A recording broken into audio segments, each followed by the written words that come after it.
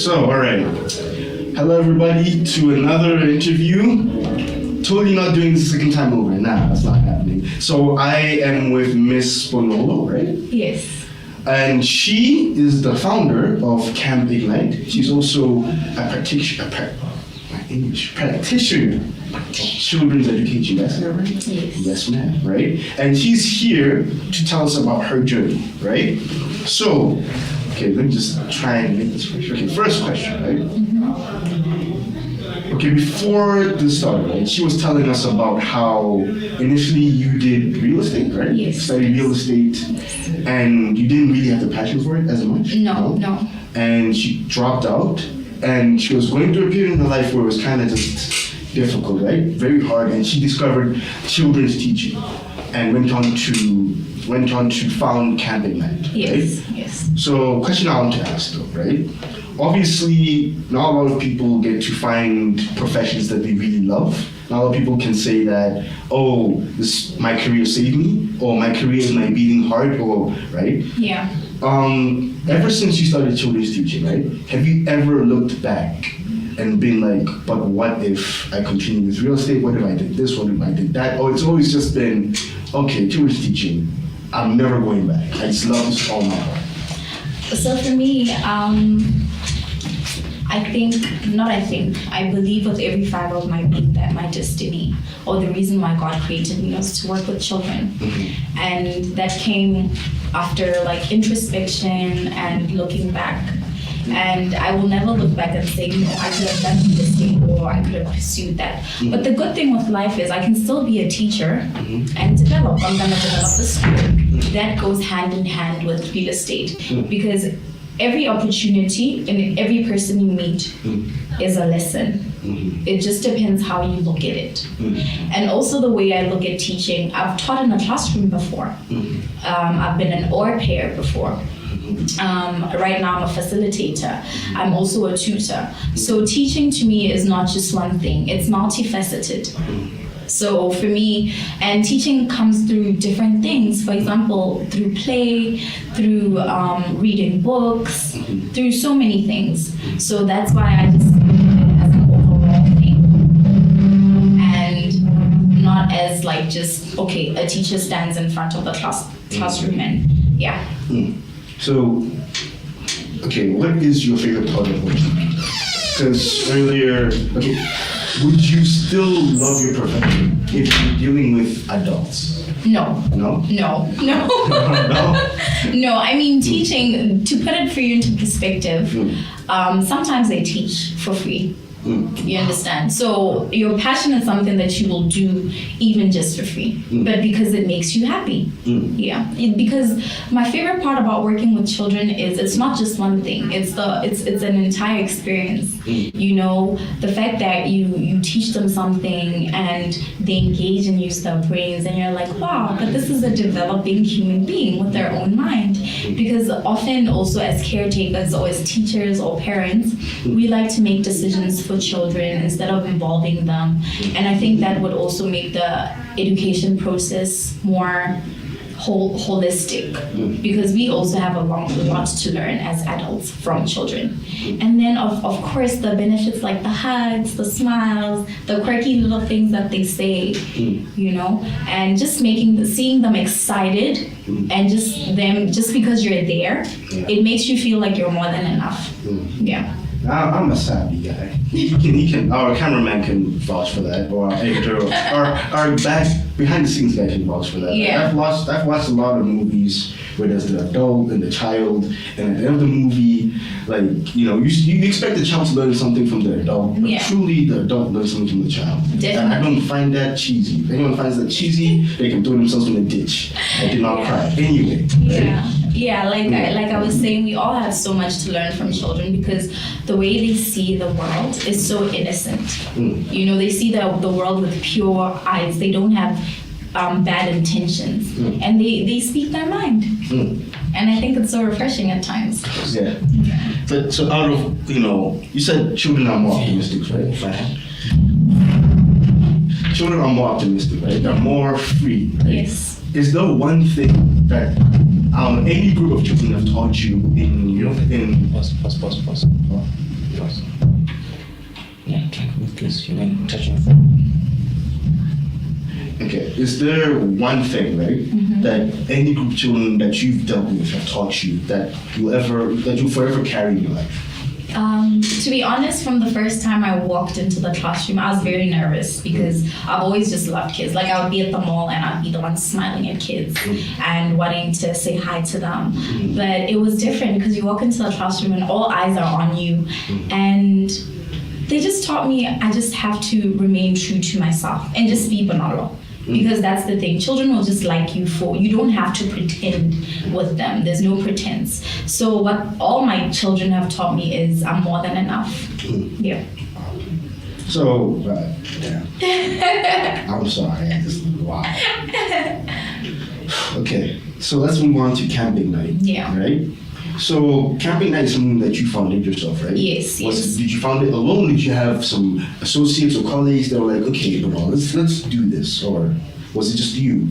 So Camp Ignite, actually before I formed it was just the name. Okay. I believe names are very, very important because it's just like when we name our child, there's something that you expect or there's something that you wish for them. That's why you give them that certain name. So with Camp Ignite, I'd had the name for a while, and I believed it was now time to take action. So the name Camp Ignite, camp is a group of happy people. That's how I feel when I'm with my kids. That's how I want us to be.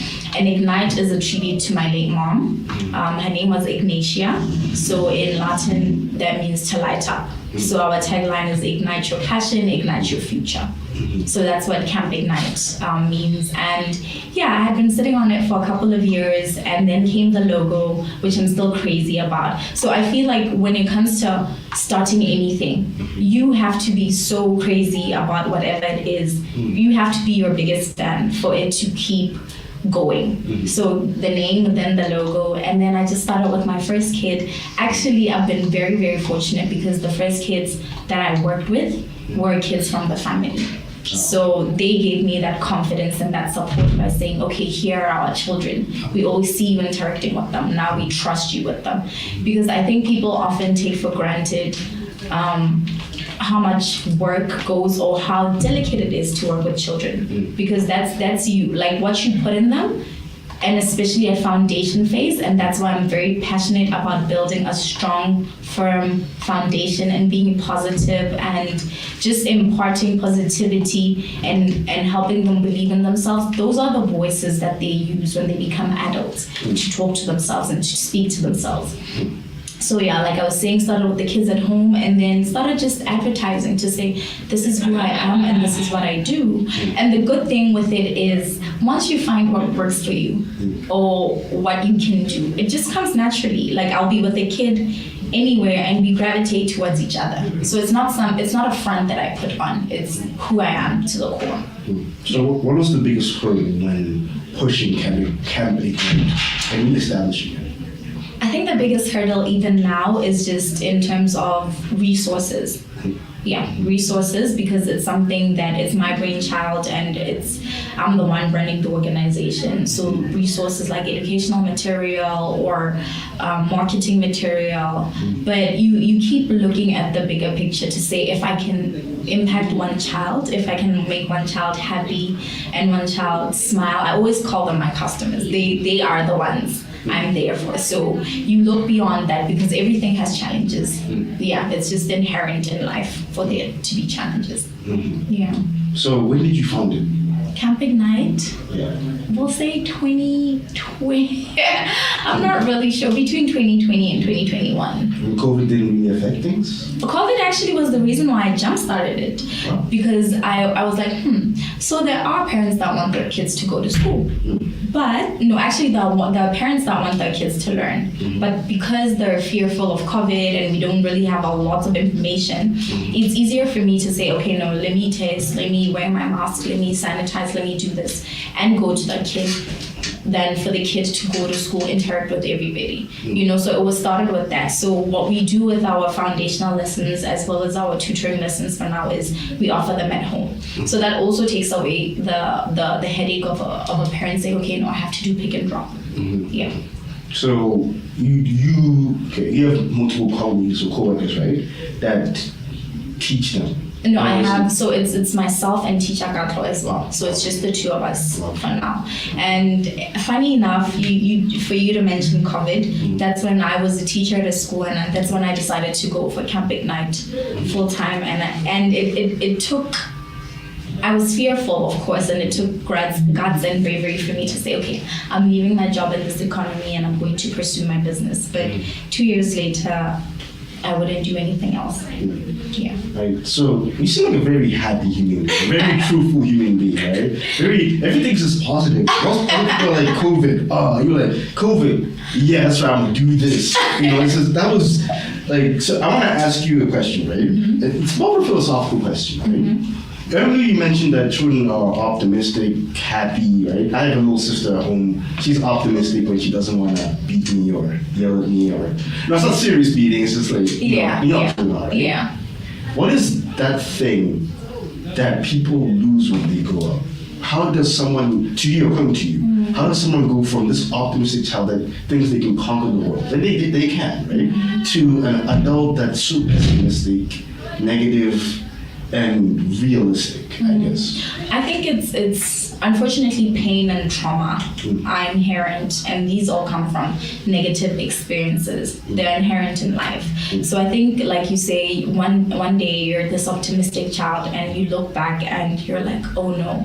But I think what can help us in that journey is just to self-introspect, to spend time alone. I mean, company, we're social beings, right? You like to spend time with your family, with your friends. A lot of us don't really spend time alone. But when you sit, you can introspect and say, but like, I'm not me, or I don't feel like me, or something is off. You understand? That's where you get to know yourself and say, but like, this is what makes me happy. I mean, like you're saying, I'm a positive person. I also have my moments, actually a lot of moments where I don't feel like being happy or anything. But I look back and I'm like, Bonolo, but what made you happy as a child? Reading made me happy. I even have a coloring book myself, an adult coloring book. I love doing puzzles. I have puzzles. So when you look back as an adult and do all the things that you used to enjoy as a kid, it brings that back. Because remember, when you're a kid, you're so innocent, you're happy, you're everything, you have a positive outlook. So when you go back and draw on that, it actually helps you. Yeah. Try it. Sit down with yourself, try it, and just be like, okay, but what did I enjoy when I was young? And just try do the one thing. Yeah. And see how it is. I think, that's important. I think a lot of people don't do that because society's always like, that's childish. Just come on.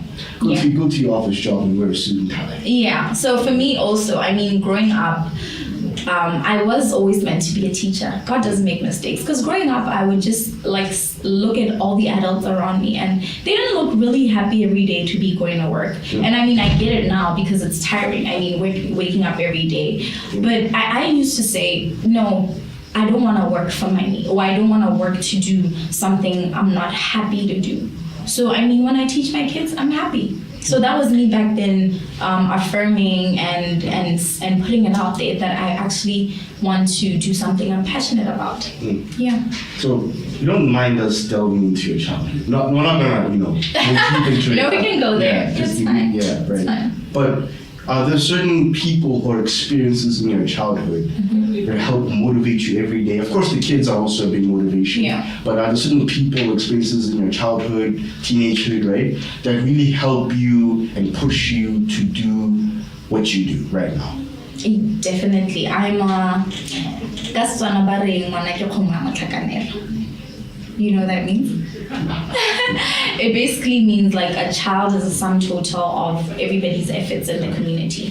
So I'm a product, and I'm so happy and proud to say this. I'm a product of an extended family, especially my maternal, even my paternal, but my maternal. So I grew up with my uncles and my grandmother, her sisters, and just the sacrifices that they made for me to be able to go to school every day, be fed, because my grandmother's sister and my grandmother would wake us up, and the other, while preparing our food, the other would get us ready. And so many children have passed through her and through them.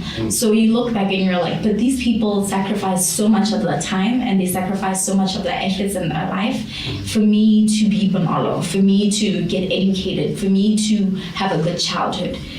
So my extended family is such an important part of who I am, and thankfully it's not far. So as often as I can, I go home. I just go home to spend time with them, to appreciate them. So they're a big motivator, and part of my extended family are my nieces, because they're mostly my why. Why do I push? Why do I have to stay positive? Why do I have to be successful? Why do I have to make it? So I can afford them opportunities that I didn't have, so that I can afford them the opportunities to just be themselves and to discover themselves. You understand what I mean? Yeah. So from your background, right, to what you do now, what advice would you give not only to teachers, people that deal with young kids, like primary schools, but parents, right? What advice would you give them, like on how to really? I know being a parent, being a teacher, dealing with kids is difficult to some extent because you have all these people in your hands and you have to do certain things. 25 of them screaming, teacher! Wow. 25 plus at once, being like, teacher! But yeah. But what advice would you give, just adults in general, dealing with kids, right? Raising their kids, what advice would you give them onto how to really at least try your best to raise a child to become someone in society that is happy, at least happy, that at least has values, right? That they got from to push on life. What advice would you give? I think sometimes we forget as teachers and as caretakers and as parents that they're watching us. So we model the type of adults that they think they're going to be or that they have the possibility of becoming. So they watch us, how we interact with each other, how we talk to ourselves, how we talk to each other, how we deal with conflict. So I would just say, just try to model the behavior that you'd like to see. For example, with me, I love reading. There's no TV in my house. So by the time I do have kids, they might get a little bit of screen time. But are we bored? We journal. Are we bored? We read. Are we bored? We play puzzles. So you can't expect a child to be a reader when you're always on your phone, because they're watching you. That's why these days they want to play on phones, or they get iPads, or they just watch TV, because that's what they're taught and that's what is in the environment. I think another thing that I would say is just be present. Like if you're present with your kid, you get to notice the little things, the little moments are the ones that matter. Like the kids that I teach or that I work with are so funny.